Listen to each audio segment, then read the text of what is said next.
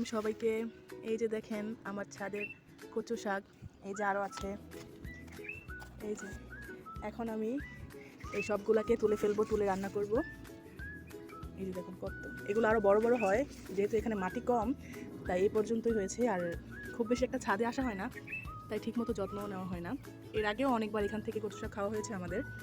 তো আজকে আবারও কাটবো এবং আপনাদের সাথে শেয়ার করব। তো দেখতে থাকুন।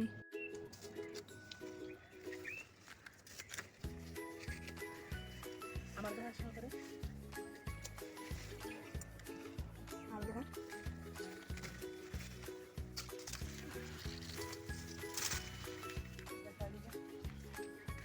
এই যে এটা